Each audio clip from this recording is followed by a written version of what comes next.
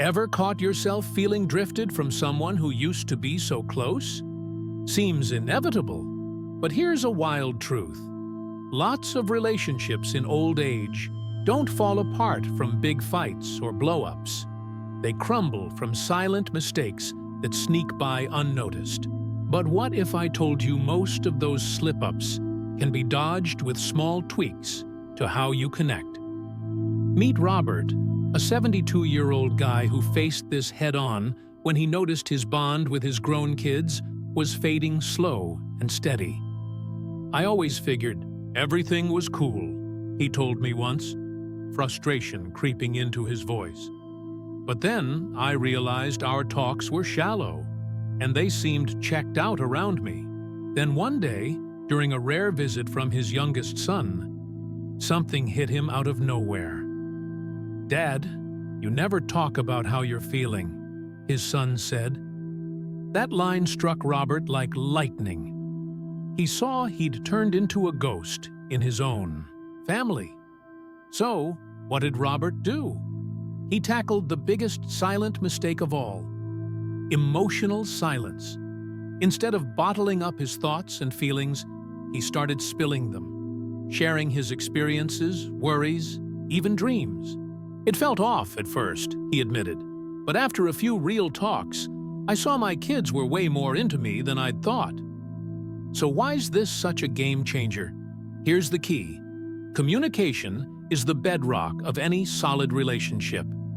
When you clam up about your feelings, you create an emotional gap that can come off as coldness or distance. It's like trying to keep a garden alive without watering it, Robert explained. The connections dry up little by little and nobody clocks it. Another trick Robert picked up? Listening hard. He figured out good communication isn't just talking, it's hearing with real focus. "I started asking more about their lives," he said. "Not just work or the grandkids, but how they were really holding up." That small shift added depth to their chats and pulled his family closer in ways he didn't see coming. But heads up, communicating doesn't mean dumping all your gripes at once. Robert learned the secrets in picking the right time and the right vibe. "I went for calm moments, just us, to bring up the big stuff," he explained. "That kept my words from sounding like jabs or whining." Now, think about this. Are you sleeping on how much open communication matters with your loved ones? Maybe you figure they already know how you feel, or some stuff's too personal to hash out. What if I told you breaking the silence could be the key to saving your relationships before it's too late? As Robert dug into this first silent mistake, he hit something deep. Communication isn't just words, it's about making room for others to step into your life. It was like every talk swung open a door to reconnect with who really counts. But here's a juicy question. What if there are other silent mistakes messing with your relationships? Robert was about to find out, and you're about to learn the next secret too. Now that you get the impact of emotional silence, it's time to talk about another silent mistake that can wreck relationships in old age: indifference. Seems subtle, but here's a tough truth to swallow. Blowing off the little details of other people's lives can make them feel invisible and unvalued. But what if I told you paying attention to small gestures could save your relationships? Robert ran into this too. After stepping up his communication with his kids, he realized something was still missing: a deeper, day-to-day connection. "I thought talking about the big stuff was enough," he told me once, a little ticked off. "But then I noticed my kids seemed to want more from me." Then a offhand comment from his daughter made him think twice. "Dad, you never ask how my day went." That line stuck with Robert for days. He saw he'd gotten careless about the details of their lives over time. So, what did Robert do? He took a simple, powerful step. He started zeroing in on the little things. Instead of just asking about major events or big decisions, he got curious about the everyday stuff. Like, he'd call to check how a work meeting went, or how his son's side project was coming along. At first, I worried it might feel forced, he admitted. But after a few tries, I could tell they really liked me digging in. So why's this such a game changer? Here's the key. Small moves say big things. When you show real interest in someone's life, you're telling them, without words, that they matter to you. It's like watering a plant every day, Robert explained. You don't see it sprout overnight, but over time, it gets stronger and livelier. Another trick Robert picked up, setting up easy connection habits. He started shooting texts during the week, not just "how you doing," but sharing something that reminded him of them. Saw a gardening article and thought of you. He texted his daughter who's into plants. Those small, meaningful gestures brought a fresh vibe to their relationships. But heads up, showing interest doesn't mean prying or getting overbearing. Robert learned the secrets in respecting boundaries while still caring. I'd ask questions, but leave room for them to decide how much to spill, he explained. That balance built trust and mutual respect. Now, think about this. Are you brushing off the little details in the lives of the people you love? Maybe you're so wrapped up in your own stuff or routine that you're missing their emotional needs. What if I told you tuning into the small moments could be the key to keeping your relationships alive and kicking? As Robert dug into this second silent mistake, he hit something deep. Indifference is like a slow poison that eats away at relationships over time. On the flip side, caring about the little stuff is like a balm that heals invisible wounds and tightens bonds.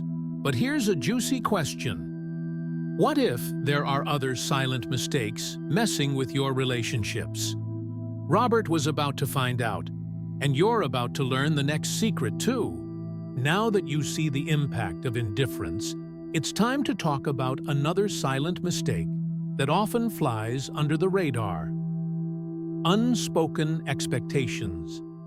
Seems small, but here's a hard truth to face. When we keep expectations to ourselves, without voicing them, we set a ticking time bomb of frustration that can blow up our relationships. But what if I told you speaking up about your needs could head off misunderstandings and bitterness? Robert ran into this one too. After getting better at noticing the details in his kids' lives, he still felt weird tension popping up in their relationships. I thought I was nailing it, he told me once, confusion lacing his voice. But sometimes it felt like they weren't meeting my expectations. Then one day, during a straight-up talk with his oldest son, something clicked. "Dad, I didn't know you expected me to call every week," his son let slip. Those words hit Robert like a gut punch. He realized he'd never spelled out what he wanted from them. So, what did Robert do? He took a bold step. He started laying out his expectations clearly and respectfully. Instead of keeping his emotional or practical needs on the down low, he opened up about what really mattered to him. Like, he told his kids, "It means a lot to me to hear from you regularly. Doesn't have to be a big deal, just want to know how you're holding up." So why is this such a game changer? Here's the key. Unspoken expectations breed quiet frustration. When you don't tell people what you're hoping for, you're setting an invisible bar they might never hit because they don't even know it's there. It's like asking someone to hunt for treasure without handing them the map, Robert explained. They might try, but they'll never nail it because they don't know where to look. Another trick Robert picked up? Framing expectations in a positive light. Instead of saying, "You never come by," he went with, "I'd love to hang out more. Can we plan something together?" That vibe dodged sounding like a jab and zeroed in on fixing things. When you put it out there constructively, people are more down to roll with it, he explained.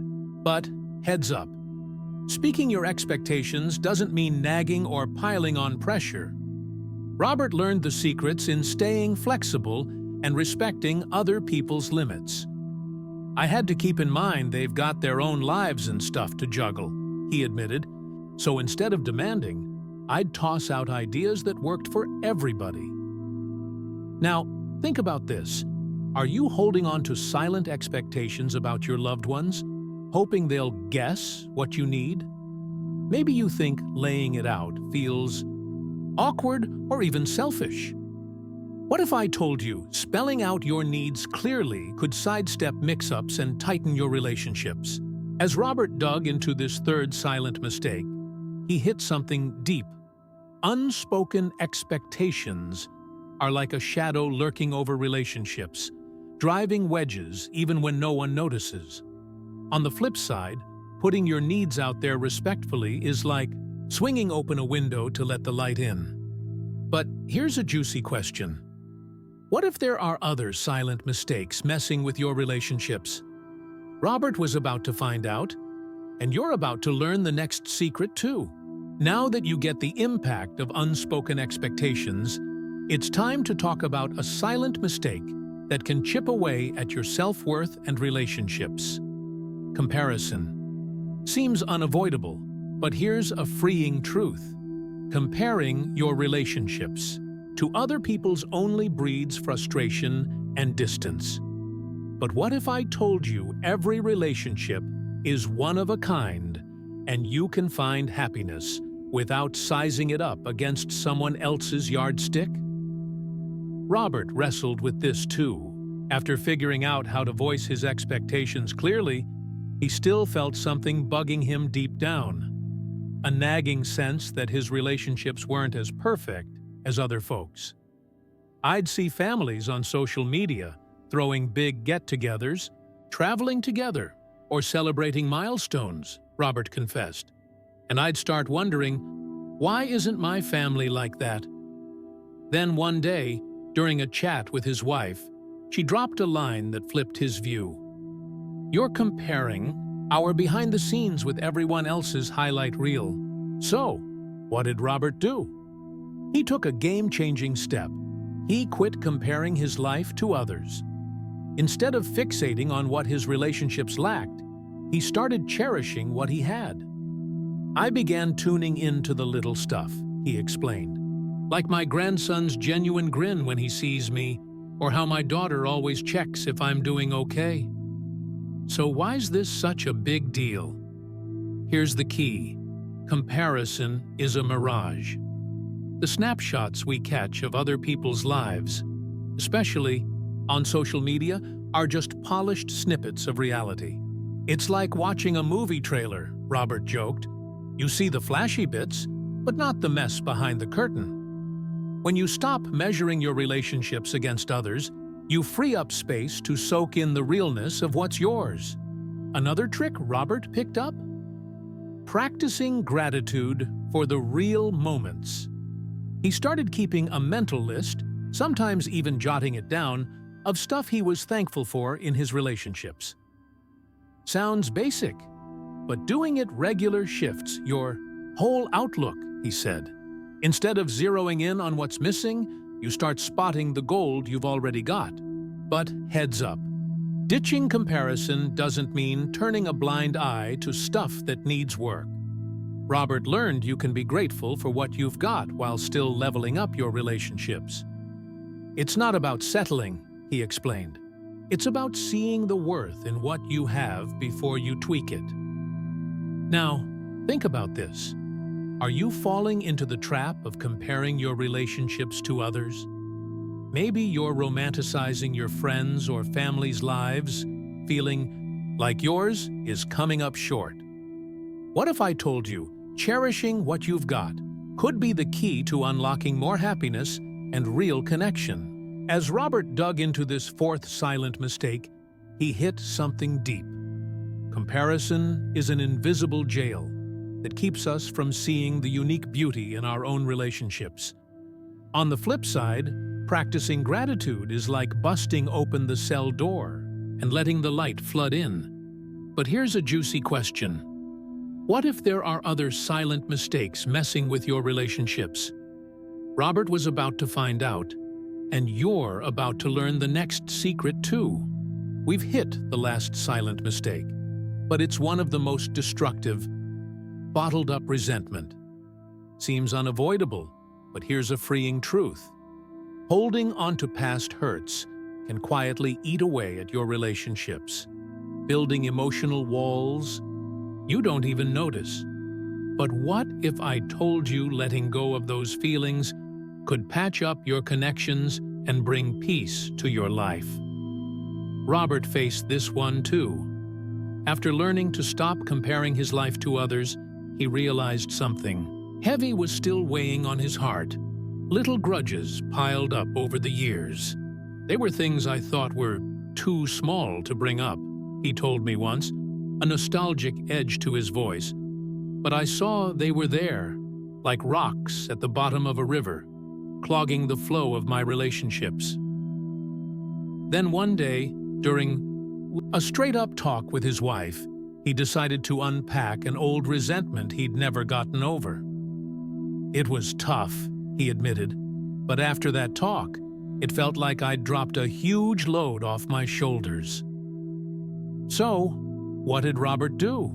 He took a bold step. He started practicing forgiveness, first with others, but especially with himself. Instead of clinging to grudges or waiting for apologies, he proactively let those feelings go. I wasn't forgiving for them, he explained. I was doing it for me to get my peace back. So why is this such a game changer? Here's the key. Resentments are emotional scars that hold your relationships back. When you hang on to hurts, you're stuck in the past, missing out on the now. It's like lugging around a backpack full of rocks, Robert joked. You can still walk, but you're never light enough to run. Another trick Robert picked up? Pairing forgiveness with self-reflection. He realized a lot of his resentment stemmed from unrealistic expectations, or not accepting that people mess up. I started seeing things from their angle, he said. That helped me get that it usually wasn't personal. They were just doing their best. But heads up, forgiving doesn't mean sweeping stuff under the rug or letting people keep hurting you. Robert learned forgiveness is about dropping the emotional weight, not giving a free pass to bad behavior. I chose to forgive, but I set clear boundaries when I had to, he explained. That balance kept his relationships healthy and respectful. Now, think about this. Are you harboring silent resentments, figuring ignoring them counts as moving on? Maybe you're hauling around old hurts that are quietly tanking your ability to connect with the people you love. What if I told you letting go of those feelings could be the key to reviving your relationships and living lighter? As Robert dug into this final silent mistake, he hit something deep. Forgiving is a form of self-love. It was like every time he let go of resentment, he got a shot at rewriting his story, turning the past into a lesson, not a cage. And now, you ready to spot and fix the silent mistakes that might be wrecking your relationships in old age? With me, Feed. The 5 secrets we've laid out, from the power of communication to the strength of forgiveness, you've got the tools to beef up your connections and age with more love, respect, and purpose. Remember, it's never too late to start. So, what's your first move today? Maybe it's having a real talk with someone special, practicing gratitude for the little stuff, or just cutting loose an old grudge. Whatever you pick, know you're on track to build deeper, more meaningful relationships. Because, at the end of the day, life's all about the connections we nurture.